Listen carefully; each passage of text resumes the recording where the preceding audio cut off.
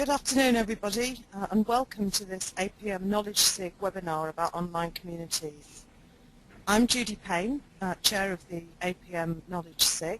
It's my pleasure to introduce our speaker, Michael Norton. Thank you everyone for coming along to this little webinar.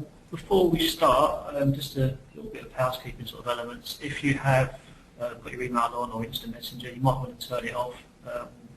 I've done these things before, and also you always get interrupted. You don't really want that to happen if you can. So if you can try and turn anything off and let people know you're on a webinar, that'd be really handy. Let's move on to our next little slide. And also, if you've got any questions throughout the whole presentation, there's a questions function within the right-hand side, I've been told, and just please ask your question in there, and we'll answer as many as we can at the end of the webinar. And also, we'll take away as many as we can as well, and we'll answer them after the event as well. So I've actually got a few other people helping me, so Judy you already just heard from, but also Anna, and Anna is going to pop a little poll at the moment. And the idea behind this is to try and find out a little bit of understanding about how you use community of practice. Excellent, thanks very much for that. Yeah, I've got quite a few people with active community of practice, that's quite good. A few of them just started. Of course, quite a few not sure what community of practice are. So that's quite good actually, it's got some nice percentages there, that's great. To tell you a little bit about myself, my name is Michael Norton. I'm part of the Knowledge Hub team. I've been helping people set up community practice since around 2005-2006. We took over a national knowledge management project and run with it an improvement development agency. And from that, we developed a collaboration platform to support that process. So what we're going to really talk about today is really simple stuff. What is an online community? So a few people mentioned and not too sure what it is. What the benefits that we've actually seen as running these. The different types of communities that are out there. One of the big things is actually managing expectation as well, which you need to really sort of identify. What the key ingredients are that we've identified to really make an active community. And also the facilitation behind it, some simple tactics that facilitators can use to get the community active and thriving. So, what is an online community? Just waiting for the slide to switch over, so everyone can now see that. So I come from a knowledge management background, so the people that I heard all about community of practice from was from the main person, Etienne Wenger. So there's a few books out there that he's penned, and it's really about getting people working together, a group that are really passionate about the subject area and want to make a change and difference, so they will come together and working it together. What's happened over the last few years, you're getting the knowledge management community side coming together, and also a person I come across quite recently is Howard Reingold. And this is from the online community side. This is things that are happening in sort of more day-to-day side. And there was an online community established back in 1985 as an American community. And what's happening is you're getting the online side, which everyone now sees through a different social networking sites out there, and also the community of practice side coming together. And so now a lot of organisations have online elements where they're blending these two different approaches together. And there's also a third element to it, which is the idea of social science that's now coming into the fold as well, about how you actually get people actively engaged and collaborating and sharing with each other online and offline. So these three different disciplines are now coming together and sort of working really well together. And then from the well, a lot of different sort of things you'll probably all know about have actually been established. So people who were participants in the well have gone on to create things like Craigslist and eBay. So there's a whole range of collaboration and sharing that's really happened. And also one of the events I was at last year, after the great presentation from that man, he comes from the hippie movement. It was interesting that the idea of sharing, working together, collaborating has all come out from that side as well. So it works very well with the idea of knowledge management and collaboration all fit nicely together.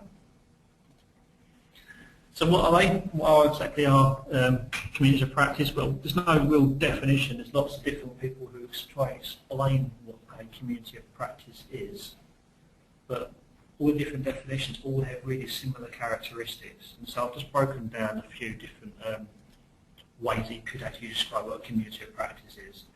So really it's around getting the idea of getting like-minded people together, sharing their experiences, getting some way of collaborating together, looking for some sort of change or some outcome. Quite a few of the people that we've been working with is actually accelerating their learning as well. So they're becoming in as a new person into that subject area, and by working within a community approach, they're actually learning very, very quickly, having to reduce the amount of training sessions to go to, because they actually get the chance to speak to the people who are doing the work and doing the job.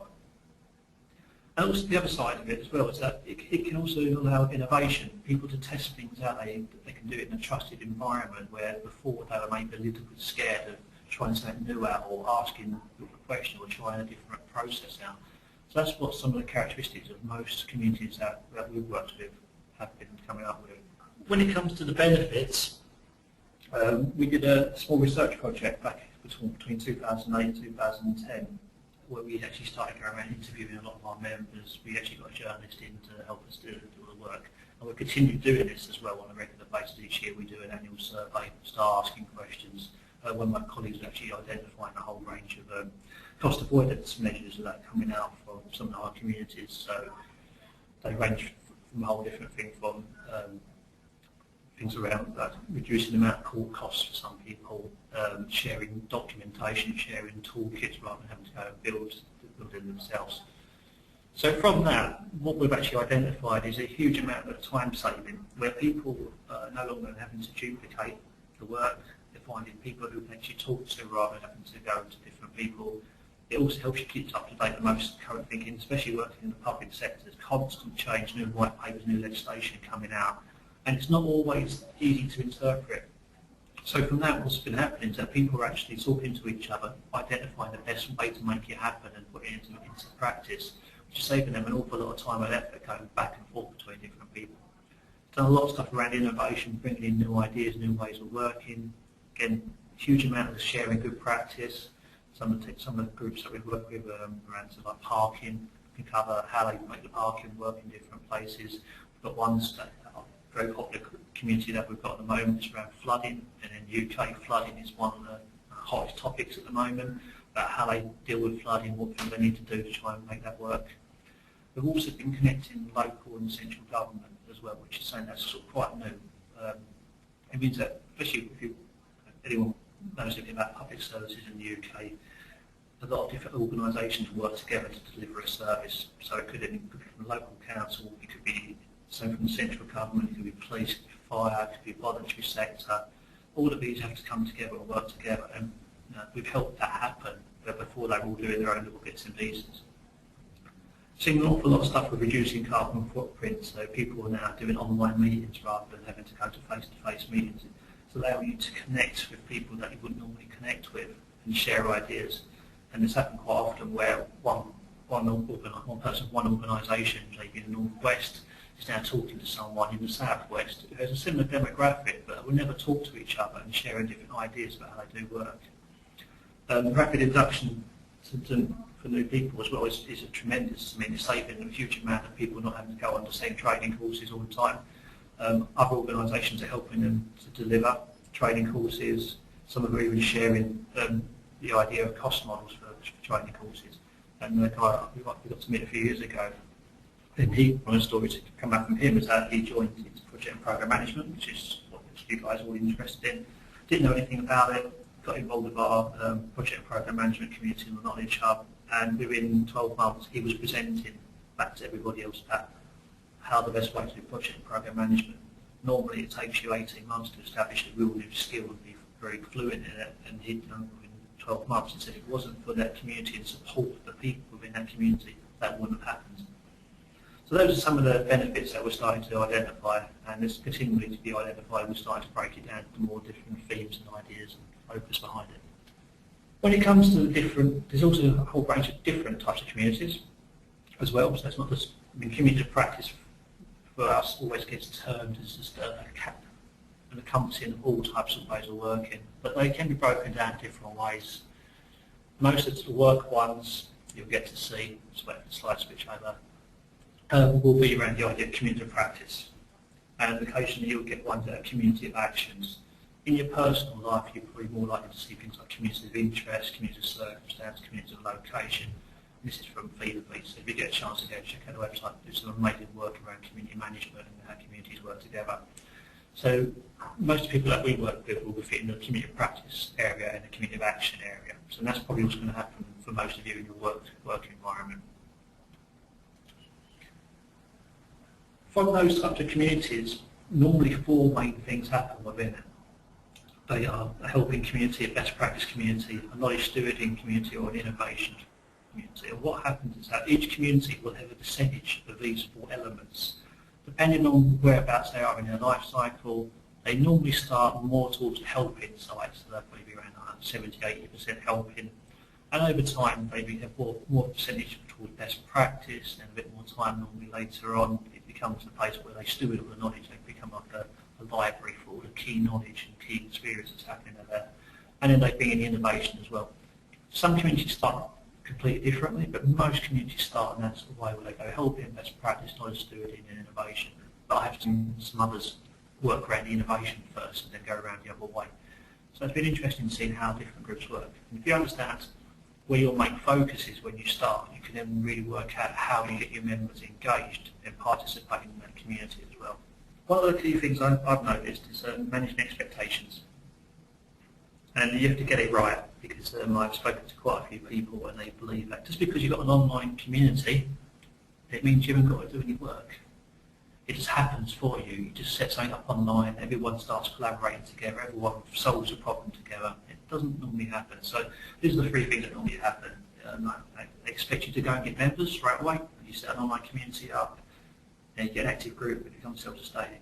And I remember speaking to someone, one of the groups that set up, I said, my community's not working. I went, do you know why? So we started talking about it.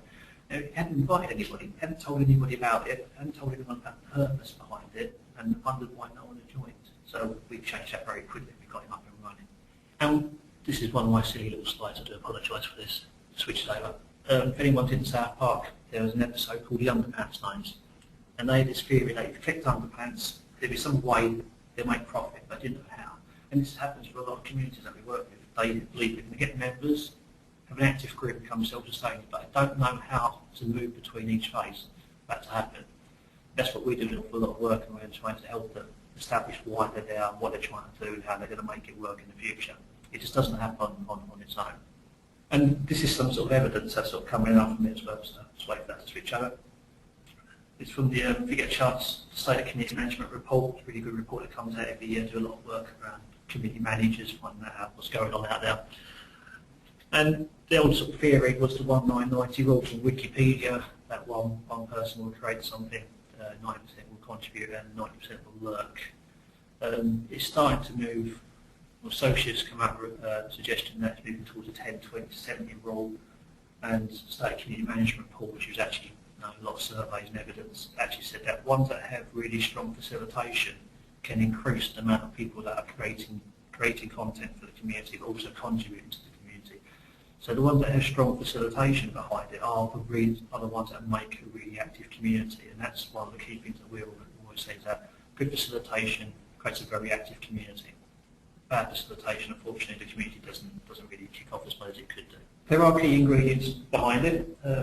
So for people in the UK, it's not quite the Ian Smith recipe. It doesn't, it's not one thing that always fits all. You do need to adjust it. It might work for one community one time. It might be very different for another community. You need to understand how the audience work and how they work with each other, and the most appropriate ways to do it. So we've broken it down into sort of 5 key ingredients for any sort of community. It needs a really clear purpose. Why would someone want to join us? What's in it for them? What are the objectives that you're trying to achieve as a community, and how you're going to get there?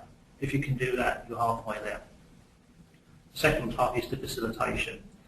You need someone who knows enough about the subject area, but also knows enough people in that area to connect with. Because you need a core group of people that are behind it. There's also another example called the Youngkin diagram, that you need a core, strong element, and then slowly the rest of the community filters out as different elements of that onion. So facilitation is really key as well. You need activities as well. You need things that make people keep coming back as well. You need to find things that are helping them achieve what they need to achieve, so that they always come back to what's in for it. You need to tell people about what's going on. You don't just want to talk about promoting the community's purpose, about what it is. You want to talk about what the difference the community is making. Look to capture stories from the members about what difference it's making, how it's really making a difference to the work they're doing, and show the objectives that you're achieving as a community. And that then leads into the active membership. And a lot of it's just making sure that you build those relationships up with key people in your community. People come and go. You need to always look to replace people who are key in the community, but you need to make sure they feel part of it. My analogy I always use is if you join a new organisation, no one said hello to you, no one showed you where the bathrooms were, no one shows you how to make a cup of tea, you probably wouldn't stay. That's the same with an online community as well. You need to make sure that you get in to speak to the people as quick as you can, making sure they feel part of a community together. Just don't let them loose on their own, otherwise they will come back. You normally have around about 21 days to make something stick with them. So if you can do that, you're mostly there. Let's wait for the next one to slide over. There we go. We've been quite lucky that we've actually got some technology to support the way we do this. We don't focus on the technology, we always focus on the challenge or issue or problem that the community is trying to solve, and then we suggest the technology that will help them do it. We're quite lucky that we've got a whole range of different functionality available. So we've got a library area, blogging, forums, events, wiki function, and an ideas generator. So we pick and choose the types of functionality to help solve the issue that they're suffering with. And we're quite lucky as well that we've got 1,500 communities running across our platform, 160,000 people. So normally somebody knows an answer that we can get in touch with. If they don't, that's where the facilitators come in. They do the work behind the scenes to make it all happen.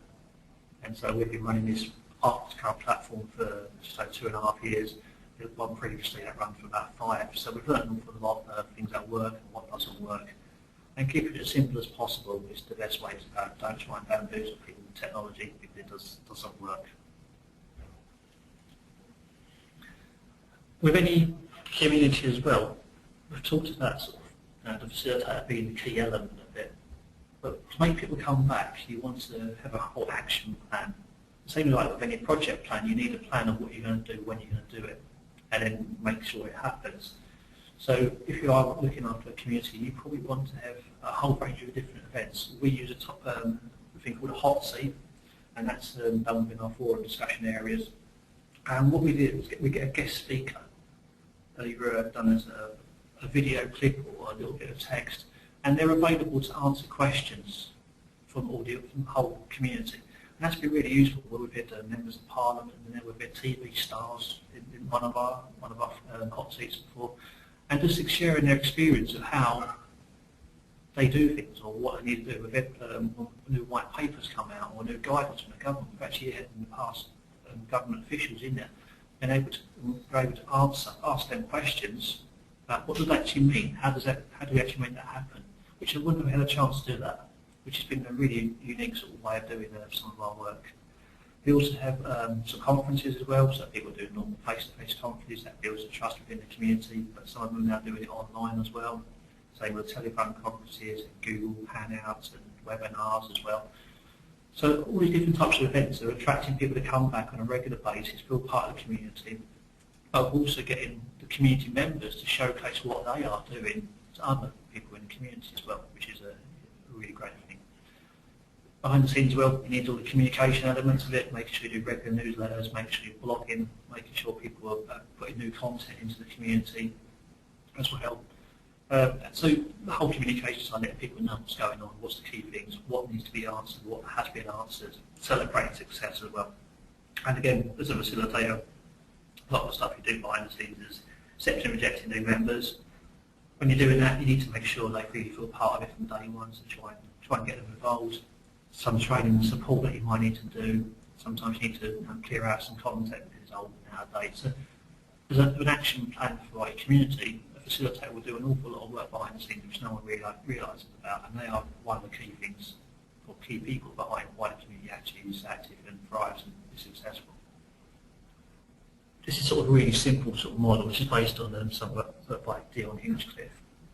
So as a facilitator with any online community, you're trying to take people who don't know about your community through different stages. So you might only be a passerby, a lot of them become lurkers. I try and find out what information is actually in that community. And slowly you want to move them from being a lurker to a participant, and from participant to being a regular. And there's quite a lot of work involved behind that, and you can only hit so many people at one go. So you need to try and work as well as you can to try and make that happen. You want them to be participating as much as possible so that you can do more of the the work around connecting the people up and making sure things are happening rather than spending a lot of time putting a lot of content into the community, because that doesn't always work in a very good way. This is a really sort of simple model. You've probably seen this similar model with lots of different things out there, but this happens quite often with some of the communities that we work with. They have a huge launch, they go and pop all the documents up in the community on day 1 and 2, and within a week the community is dead, because they're not what it's worn off. They haven't really thought about planning for the future, about how they keep people coming back. So they go through the idea of the trough of sorrow, which is from Martin Griffel. So what we try and do is help people structure the way they're going to launch their community. It really is around trying to start small, get people involved together, slowly grow it as they go forward. What you don't want to do is do a massive big launch event, encourage people to go and join an online community, and the community is empty. Or it's just got a range of documents and there's no conversations or discussions going on there. If any of you went onto a forum around anything that you're interested in, and you went on there, it just had 0 responses to different questions, he wouldn't say very long. So that's what we try and make sure that we work around, that idea that we want to slowly build up, slowly grow the community, but make sure that people are actually actively interacting with each other, asking questions, moving things forward as well.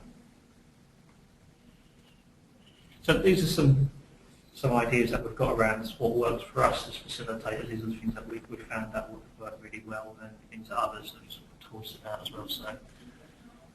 So there are a whole range of different tactics coming from sort of knowledge management or even from project management. It's probably a range of different techniques and ideas that you do anyway in the face-to-face elements that you can roll out into an online community or community of practice that you can just adapt and tweak and work really well. And for us, it's getting a good balance between the 3 key types of activities that any community will do. So there's discussions, which are one of the key reasons people come back. There are events and activities, and there's content. What a lot of communities do, they lead with content. That's all they put on there. And what happens is everyone uploads all their content onto it. Everyone goes and looks at it, downloads it, and never comes back because there isn't anything new. But having the ability to have a good balance between discussions, events and activities and content will keep people coming back to your community and will keep people being active within it. There's also 3 different types of discussion. Again, this is from Richard Willerton. It's worth going checking out his stuff he does.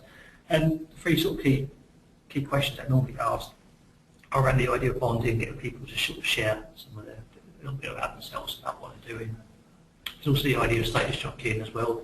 I know people will say, I've done something around this, it's quite good, and someone says, oh, actually I did this as well, that actually improves it. And then there's the third side, the conveying information, where a lot of discussions are, I found an interesting document on this. And so what happens for a lot of communities, they believe the conveying information is really key, but it's not. That's the one that you go on to and you see the 0 responses, because the way it's written, it's not a question. It's not encouraging a response back. And that's what you want to do. So again, when it comes to discussions, which are going to be one of the most popular areas of any community, that's where you need to get a good balance between these 3 different types of questions that are constantly rolling out as part of your community. So that we've tried that as well, which is going to switch over in a second. There's a lot of different questions that you can find out from different people when you go and speak to them on what their issues, what their problems, what things do they want the community to help with. But what we started doing is this idea of filling the blank. We've actually got about 20-25 questions now that we use with different facilitators. And what we do is sit down with them and ask them to fill in the blank. And they've then got a whole range of questions that they can use to stimulate conversation in their community. And it's amazing when you start seeing that, can anyone recommend? When you start seeing those questions, they get sort of like 20, 30, 40, 50 responses back within a couple of, well, some of them a couple of hours, some of them a couple of days. And that's what you want. People are actually starting to share what they know. They're giving advice. You're asking the community to give advice. And then from that, other things might pop up that you can then go and have another discussion about. So these types of really simple questions really work, and they get people really engaged, and you get people that you wouldn't expect participating in the community as well. And they go off and tell their colleagues, oh, someone asked about this, do you know that? So those are really worthwhile sort of trying out with some of your community, really simple little technique that you might want to take away and try out. Again, with the activity side as well, you need to sort of plan different bits. Same with any project plan, you need to plan what you're doing. So these are some suggestions of things you could do. You could have a weekly theme discussion. What we have an ability to do an announcement, which is a signpost of relevant content on our communities. So we just highlight some of the good work that's been going on, or if a question that hasn't been answered, we want to try and encourage that to happen. And same thing with the group message, that we can remind people about what's going on throughout the community. On a monthly basis, some of the community work we do regular webinars, they do newsletters, they get people in to do presentations, they do hot seats. Some of them have started doing interviews with their members as well, finding out what they're up to, what the key things they're looking at, what their experience is, and that's then shared back within the community. One or two have started doing little mini challenges as well, sort of asking people to help build a document or collaborate together on an item of work. And some of them do really simple things around member orientation, to showing the new members how to use the site just in case they need some help or they're struggling with it. We've got a whole balance of different levels of IT across the local government and public sector. You've got some really advanced ones like the government digital service, and you've got people that are still struggling to use email. So you have to get a good balance between those. And then you've also got a whole range of other types of events that you might want to do. So you could do a big launcher event. You could even do more like a conference on an annual basis. Some of our communities are touching around white papers, product launches. Some do major competitions. One of them's just done a holiday song for Christmas. That was a quite interesting sort of concept. We've done Easter egg hunts on the site in the past, so they've been around trying to find the Easter eggs that were hidden around the platform, just to allow them to see how it works and how it's used. Another thing you might want to do as well on an annual basis, you might want to go back and look at the community's purpose. Why were you there? What was your objectives? What have you done? How have you met those objectives as well? And then you can celebrate that as well, which is always a great thing to do, that showcase the difference that the community is actually making. This is a nice little quote that I've used quite often. This is from Vanessa DeMaio of the Leadership Network, that people do come for the content that stay for the community. The content can be anything. It could be documents, it could be videos, it could be best practice toolkits. Also they come back because of the key content, such as the discussions and events and activities. And that's what you want, a good balance between all of those. When it comes to actual content, sort of like how people get content as documents, there are different types of content out there. Most communities will kickstart with the idea of institutional content. That's stuff that's been created by big institutions, the organisations, subject matter experts. That could be anything from toolkits, research to white papers. Then over time you start to encourage the user-generated content. So this could be presentations from other people about how they've done their work. It could be case studies, a lot of how-to guides we see quite often. We've had some communities actually reviewing different products and services. And that's sort of the elements you want to get to. And then the third one, it's a new one that's sort of coming into, is it's more community narrative content. And that's the stuff about the members. So it's not about them, so it's about what are they actually like, getting you a bit of an understanding of the ones who are actively participating, or some way of thanking them. We've even had some communities even respond back to government papers collectively and showcase that back. We had one around planning where they tried some work out, and the community actually went back to them and said, actually, we think this is their approach they should take, and evidenced it as well. So it's some really great stuff that's going on there. For any content-wise, you've just got to look at different types out there, and as your community matures, they start to change in different amounts of what content is part of your community. This is something that we put together for a lot of our communities. This is a really simple 3-month action plan. And again, the idea is that people can adapt it, tweak it, depending on their audience and their community. And really the idea is to try and establish a little bit of fun in the community to get people coming back, and slowly build on it month by month to bring more things in, bring elements in, and encourage other people to participate.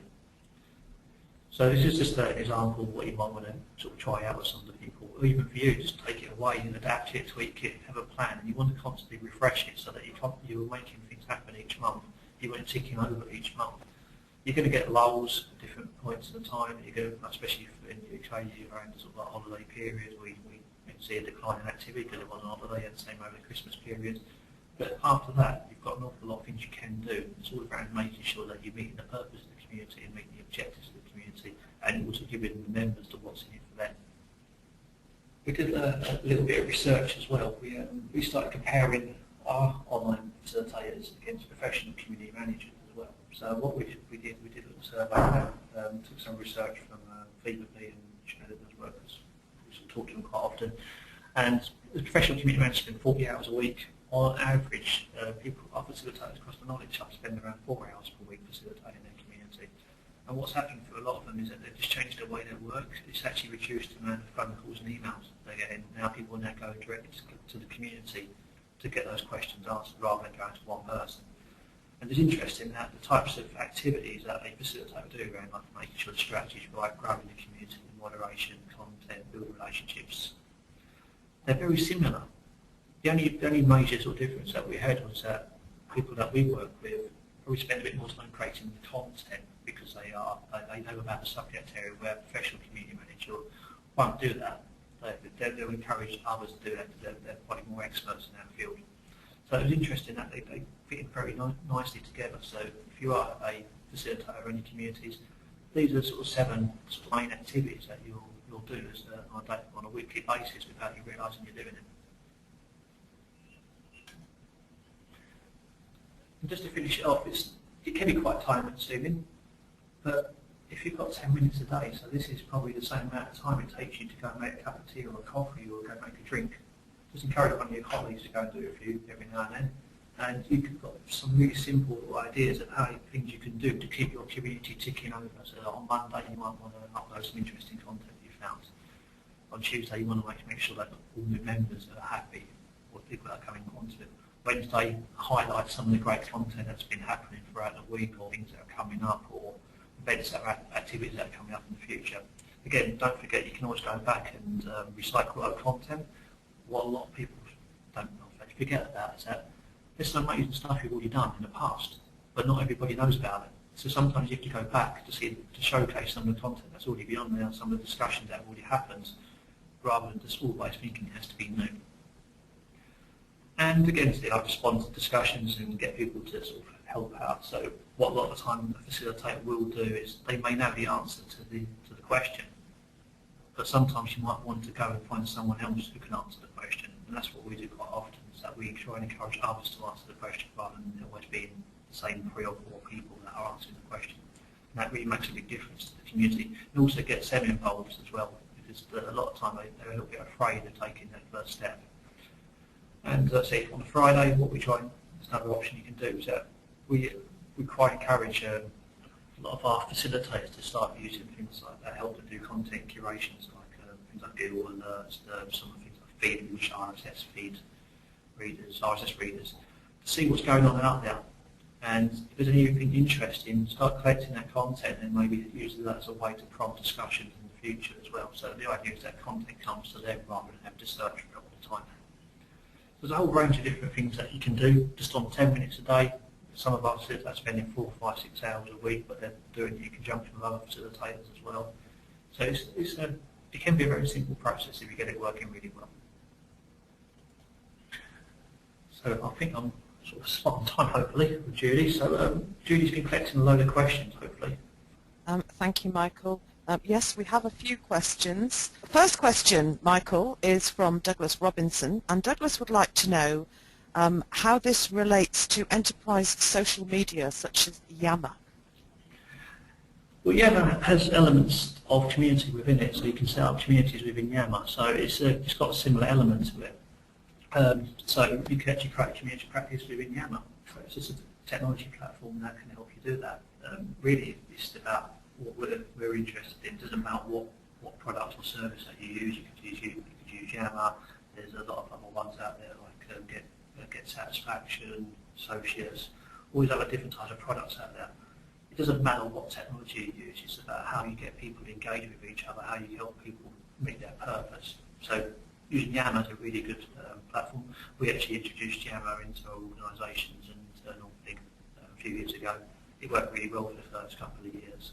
Then it just it just died on us because people weren't really using it in the way that we wanted, not wanting them to do, but there wasn't really any focus behind what it was. It did what it needed to do at the time, and then we decided to go and do something different. So the community's Yammer's a good place to start if you want to use it as a technology platform to help you do your work. Okay, Michael, thank you. There are quite a lot of questions about technology platforms and social media. A general one for you, Michael, this is from Stephen. What technology is the Knowledge Hub using? Is it a SharePoint or Confluence type tool? I know you'll understand that, Michael. Yeah, no, it's not.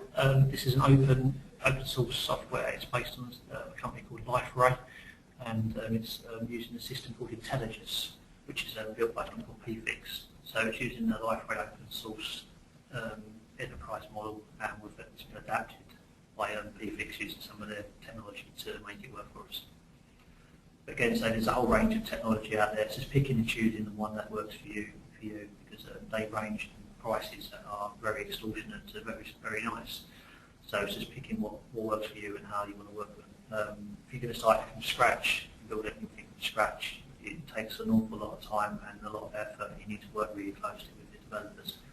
Our original platform, we had community practice with local government, was a bespoke product that we developed with our sort of not in-house developers, but a relationship that we had with a very good sort of purpose, and that worked really well. But by the time we moved on, and we started developing stuff before Twitter even existed, and by the time we sort of finished it, we realised that we couldn't compete with the other companies out there that are developing this type of work, these types of products and services. We just didn't have the money, and we weren't software developers either. So yeah, LifeRay is the one we use at the moment, but there's a whole range of stuff out there. If you do a bit of search, if you do a search for, I think it's called Community Software Report 2013, it came out about a month ago, and it gives you sort of 10 or 15 different platforms out there that you might want to look at as well. And also, I think there's I can't think of the company's name, but there's a quadrant as well, tells you different software companies are working in this area as well that you might want to look at. But if I try and find out, I'll try and remember what they are, and I can put them in as a response back after the event. Thanks, Michael. That's great. On a slightly different note, we have a question from Merv Wyeth. And Merv would like to know whether, Michael, you can provide any metrics for the list of benefits that you listed for communities of practice in the Knowledge Hub. It's difficult. We're starting looking at the idea of avoidable cost rather than the metric side. So we know that some communities are getting around sort of like 20–25% visitor number back in every sort of week. So that's really, really high for some communities, some around the 10%, a bit like that. That's where they show the state of community management. And what's been happening is that some of them are, this is some stuff we're working at the moment, so we're working with some of the regulation communities at the moment, and they're starting to identify where they're actually saving a huge amount of time and money by making sure that their regulation is put into practice in the correct manner. So where they're, say around food hygiene at the moment, when they go and they do some investigation into different properties around food hygiene, they're making sure they've got the correct legislation to go and go and do the investigation. Because if they go in and don't have the right legislation and the right way of working, when they take the person to court if they've failed, they're taking people to court and they're actually losing their money because they're not getting it back. So there's a huge amount of court costs that go. So that's some of the stuff that we're now working on. And for some communities it's working into sort of like hundreds of thousands, but trying to really identify that is really difficult to do. So I think that we can only do on a small basis. So one example is the project program management community that I've been working with, which a lot of the guys from part of APM as well. And Tim Ellis and Richard Payne told me the story around their project management toolkit, and that 70 other organisations are now using that. And they said it's around sort of £20,000 to £30,000 to actually establish that toolkit, and 70 other organisations are now using that, which means that they haven't got to go and pay £20,000 to £30,000 and build it from scratch themselves. So that's the sort of thing we can go towards. A lot of it is the affordable cost element. It's difficult to do metrics fully on this type of work. What we do is get the facilitator to let everybody know about we're going to have such as we've had Judy in the hot seat talking about knowledge management. I'd introduce Judy to the whole community, give people a notification about it, and give Judy a topic to sort of stimulate the conversation. So we'll work with Judy to find out a topic that we want to talk about. And the idea is that Judy will do a little skill about that. I'm Judy, I'm part of APM, I do knowledge management, and some of the things we're looking at is this and this. And then we let the members of the community ask questions. That's then all in the forum, it's all captured. If there's more questions that want to be answered after, or if people are not available during the hour session, they can even ask them before the event happens. The idea is that we can then capture all that information, make them available as well, and any additional questions can go back to Judy to answer that. It just means that we get a chance to speak to an expert in the field, which normally when you go to any presentation or any event, you normally only get a chance to ask 2 or 3 questions, because normally it's their presentation. So this allows for more in-depth questioning of the person in the hot seat. It's a really simple little technique, and it works really, really well. I hope that's simple. Thank you. Thanks, Michael. We've got quite a few questions. Thank you again for all the questions about culture and about trust. We have a question from Peter Duxbury Michael, who is asking, is trust founded on the organisation's culture, and can the community change that culture? Yeah, I believe so. If you get a chance to read the Payne Communities book, which is editing and vendors and Richard McDermott, they talk about a lot of trust that even within organisations sometimes they decide to go and do things themselves, and they build their own trust within their communities. And we've got one example at the moment where we've got a very strong community around foster care. I mean, for that one, you need to have trust. It's not a topic that you normally tackle, but because they're coming together from all different places, all different organisations, they're actually establishing their own trust where normally they wouldn't talk to each other. So a community can actually help establish a trust which normally wouldn't happen in the culture of some organisations. But again, it's about making sure that people feel trusted. What you don't want to do is have people telling you what to do and having someone break that trust. So as a facilitator, the role is very much around trying to help establish a trusted network of people that can share with each other. If that trust goes, the community goes with it as well. But it can happen. Thank you, Michael. Interesting question from Corinne Wren, who says, many of my colleagues say we should avoid using online forums, communities of practice and so on, because it means that they'll be on the forums online all the time and not working. Have you experienced that, Michael? Yeah, we've had that experience. Yeah, we do have that challenge as well. But then I've met people who, when you speak to their boss, they go, oh, this person's amazing. They've always got this information about this subject and this subject, this subject. I don't know where he gets it from. And it's because of the community.